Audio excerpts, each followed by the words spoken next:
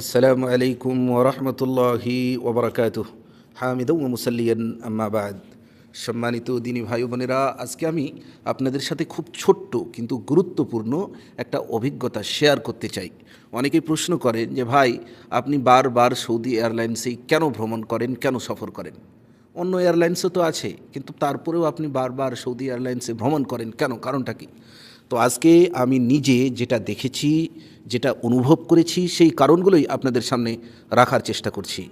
শুরু থেকে নিয়ে শেষ পর্যন্ত থাকবেন, অনেক অজানা তথ্য আপনার জানা হবে ইনশাআল্লাহ। প্রথম কারণটা আমি বলবো সালাত আদায়ের ব্যবস্থা। ভাই, আকাশে থাকলেও আমরা তো মুসলমান, সালাত তো বাদ দেওয়ার সুযোগ নেই। সৌদি এয়ারলাইন্সে আপনি স্পষ্টভাবে লক্ষ্য করবেন, ক্রুরা নামাজের ব্যাপারে সহযোগিতা করে। অনেক সময় সালাতের সময়ের দিকেও খেয়াল রাখা হয়। এটা একজন মুসলমান যাত্রীর জন্য কতটা প্রশান্তির বিষয়, নিজে সফর করলে, ভ্রমণ করলে আপনি বুঝতে পারবেন বা বোঝা যেতে পারে। আরেকটা জিনিস এখানে বলে দিই, অনেক সময় আমরা আকাশে থাকি কিন্তু কোন দিকে কিবলা সেটা কিন্তু আমাদের জানা নেই। কিন্তু আলহামদুলিল্লাহ, সৌদি সরকার, সৌদি এয়ারলাইন্সের ভিতরে এমন একটা আইপ্যাড বা ফোন রাখা আছে, কম্পিউটার রাখা আছে, যে কম্পিউটারের মাধ্যমে আপনি প্রতি সেকেন্ড কিবলা কোন দিকে আছে জানতে পারবেন। সম্মানিত ভাই বোনেরা, দ্বিতীয় বিষয়, একটা খুবই গুরুত্বপূর্ণ কারণ আছে কেন সৌদি এয়ারলাইন্সকে আমরা চয়ন করব, সৌদি এয়ারলাইন্সে আমরা সফর করব। আপনারা জানেন, অধিকাংশ আন্তর্জাতিক এয়ারলাইন্সে মদ পরিবেশন করা হয়। এটা খুবই স্বাভাবিক হয়ে গেছে, কিন্তু আলহামদুলিল্লাহ সৌদি এয়ারলাইন্সে এই জিনিসটা নেই। ভাই, এটা শুধু একটা সার্ভিসের বিষয় না, এটা একটা আকিদা, একটা অবস্থান।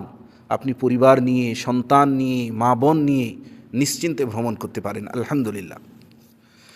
তৃতীয় নম্বর যে কারণটা আমি আপনাদের সামনে বর্ণনা করতে চাই, আমার কাছে সবচেয়ে হৃদয়ের কাছের, সৌদি এয়ারলাইন্সে ভ্রমণ শুরু হওয়ার সময় অনেক সময় সফরের দোয়া পড়ানো হয়। এই ছোট বিষয়টাই কিন্তু একজন মুসলমানের মনে আলাদা এক প্রশান্তি এনে দেয়। আর যারা পাইলট আছেন, ক্রু আছেন, তাদের অধিকাংশই ইসলামী মূল্যবোধকে সম্মান করেন। মানুষের জানমালের নিরাপত্তার ব্যাপারে তারা ভীষণ সিরিয়াস। আপনি ভেতরে বসেই একটা আস্থা অনুভব করবেন আলহামদুলিল্লাহ। এরপর আসি আরেকটা ব্যবহারিক বিষয়ে। অনেকে বলেন যে সৌদি এয়ারলাইন্স নাকি একটু দামি। ভাই শুনেন, এখানে মাইলস বা পয়েন্টস সিস্টেম আছে। আপনি একবার দুইবার না, নিয়মিত ভ্রমণ করলে এই পয়েন্ট দিয়ে আপনি ভবিষ্যতে ফ্রি টিকিটও কাটতে পারবেন। অন্য অনেক এয়ারলাইন্সের তুলনায় এই সুবিধাটা সত্যি ভালো। আর খাবারের কথা তো বলতেই হয়। সম্মানিত দিনী ভাই বোনেরা, সৌদি এয়ারলাইন্সে যে খাবার দেওয়া হয় ওটা হালাল, সন্দেহমুক্ত আলহামদুলিল্লাহ। আপনাকে ভাবতে হবে না এটা খাওয়া যাবে তো। এই নিশ্চিন্তটাই, এই দুশ্চিন্তাটাই, এই চিন্তাটাই যে আপনার মনের মধ্যে আসবে, সেখান থেকে আপনাকে মুক্ত করবে। এ ধরনের চিন্তা করার বিষয়ই নেই, কারণ হালাল খাবার আপনাকে পেশ করা হবে। আরেকটা বিষয় আমি খুব সতর্কভাবে বলবো, সেটা হচ্ছে এখানে যে সমস্ত মহিলা কর্মচারী হয়তো পরিপূর্ণ পর্দায় থাকেন না, কিন্তু অন্যান্য এয়ারলাইন্সের তুলনায় আলহামদুলিল্লাহ কিছুটা হলেও তাদের থেকে একটু উন্নত মানের, অর্থাৎ ইসলামিক বোঝা যায়। এখন আসল কথা বলি যে হ্যাঁ, হয়তো 2-1 টাকা বেশি লাগতে পারে, কিন্তু ভাই সৌদি সরকার কম দামেরও সিটও রেখেছে। আপনি চাইলে বাজেটের মধ্যেও টিকিট পেতে পারেন। আর যদি একটু বেশি দিয়ে হলেও আপনি এমন একটা এয়ারলাইন্স বেছে নেন যেখানে আপনার দিন, আপনার মূল্যবোধ, আপনার পরিবারের নিরাপত্তা সব কিছুর খেয়াল রাখা হয়, তাহলে সেটা কি ক্ষতি? ক্ষতি নয়।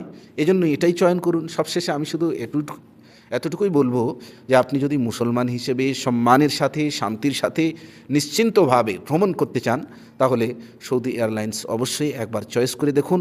আলহামদুলিল্লাহ আমি নিজে সন্তুষ্ট, তাই আপনাদের সাথেও শেয়ার করলাম। বাকিটা আপনার অধিকার, আপনি যেটাই চয়ন করতে পারেন। আকুলু কওলি হাদা ওয়া আস্তাগফিরুল্লাহ লি ওয়া লাকুম ওয়া লিসাইরিল মুসলিমিন। ওয়াসসালামু আলাইকুম ওয়া রাহমাতুল্লাহি ওয়া বারাকাতুহু।